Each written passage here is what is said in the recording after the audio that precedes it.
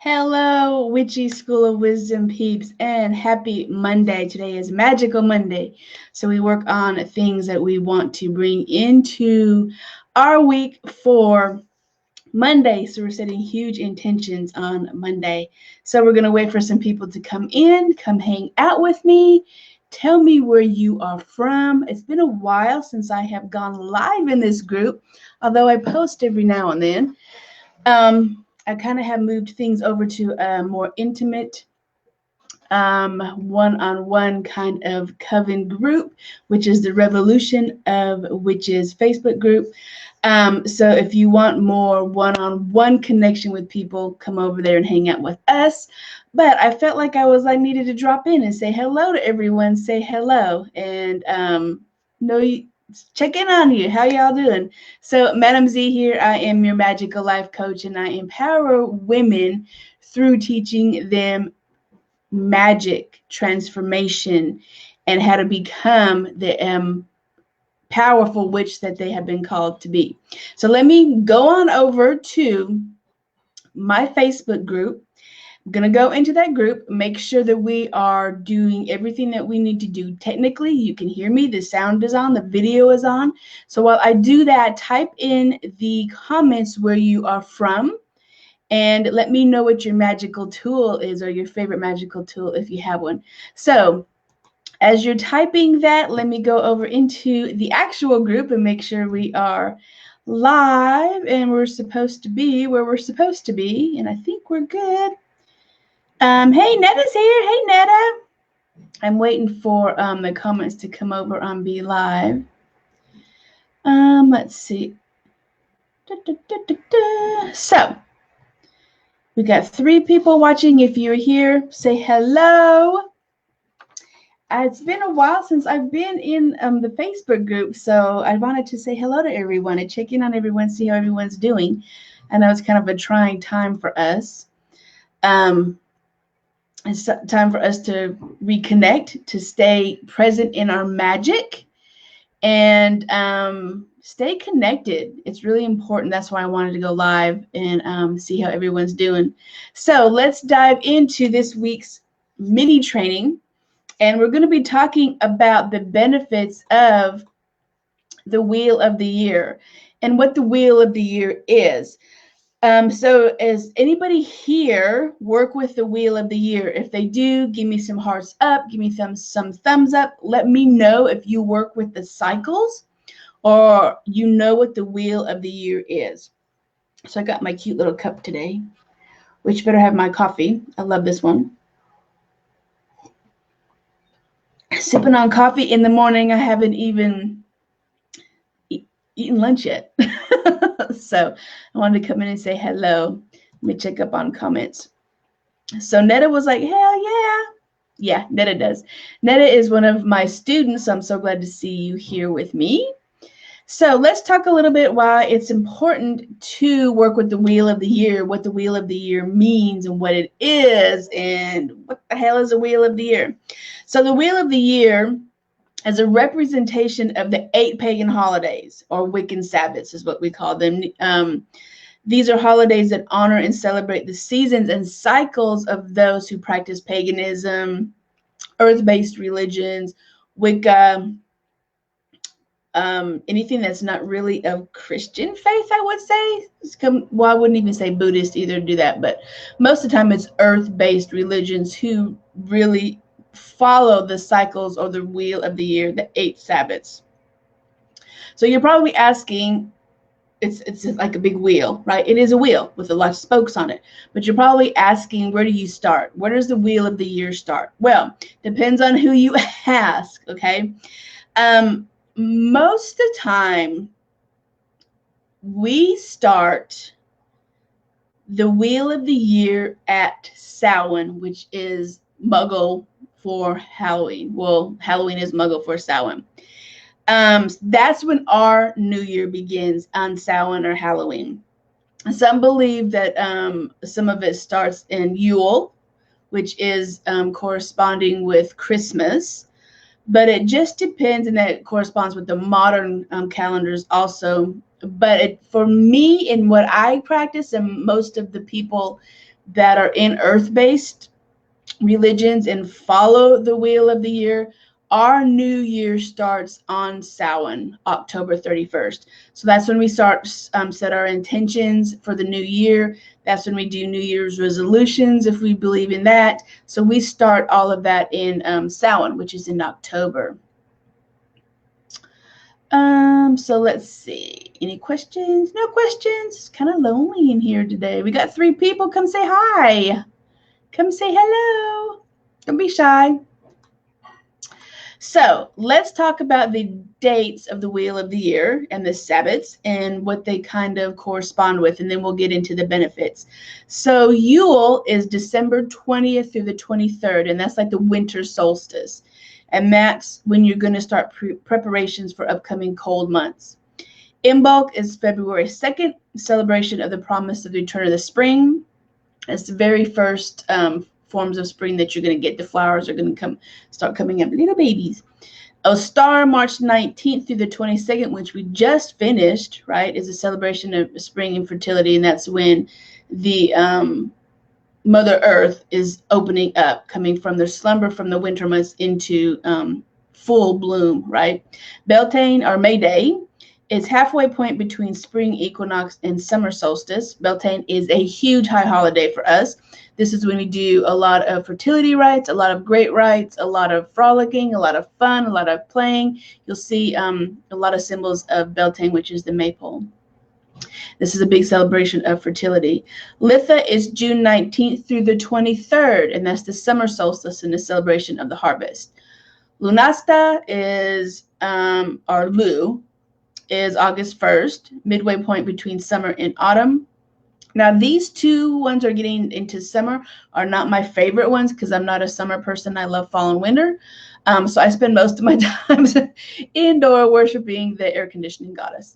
So Mabon is September 21st through the 24th, autumn equinox, and that's celebration, the arrival of autumn. And Samhain, which is most of our witches' favorite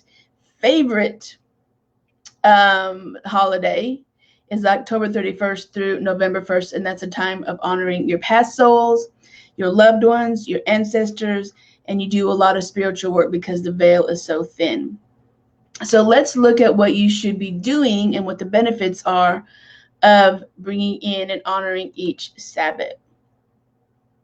So while I'm doing that, type in which is your favorite Sabbath, which is your favorite Wheel of the Year. Beltane through the internet this year. Yeah, that's what I'm going to do. I'm glad you brought that up, Netta, because, you know, the local coven, Netta is part of my local coven. We are going to do a live Beltane Zoom call ritual. So I got to put that together. So we will be celebrating Beltane together, but social distancing, and it will be over Zoom. So yeah, we will get that done. So type in the message, the comment section, what your favorite Samhain, or mine Samhain, what your favorite Sabbath is. What is your favorite Wheel of the Year Sabbath? Mine's always going to be Samhain, but I love Yule too. So I don't know. I loved all the winter stuff, but my favorite one too is spring because I love to see the growth and abundance and, you know, Mother Nature coming out of the slumber.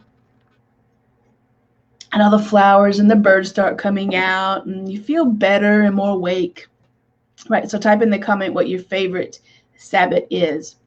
So the winter time is going to be a time of reflection, hibernation, and looking inward and doing natural things.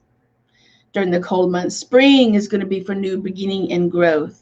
And then summer gives you the longest days of the year, providing more hours of light to accomplish things. Autumn allows us to reap our benefits of this, especially if you have a garden. You want to bring in those final vegetables that Mother Earth is giving us.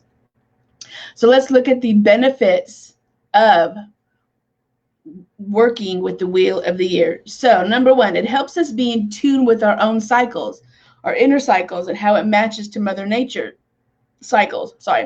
When we begin to align to the tuning of the seasons through the Wheel of the Year, a whole different way of looking at cycles and living your life starts to open up to us. And you start to really realize why I'm feeling kind of down, why I'm feeling a little depressed, why I feel like I want to be inward instead of being out playing in the grass, gardening. What is going on with the Sabbath or the wheel of the year that I'm kind of feeling these emotional changes?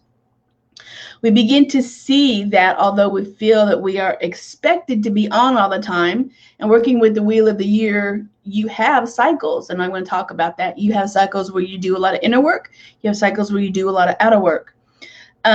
So this is not kind of a natural thing. We're kind of forcing it to be on all the time.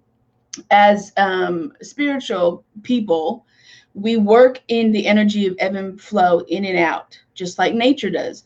Sometimes nature is in full bloom. Sometimes she is just dormant and she's recovering, or she's starting to get her rest. So when she comes out again, she's fully rested. It's almost like hibernation, like a bear. We are cyclical beings, so we need to be in tune with Mother Nature and how she resonates with us.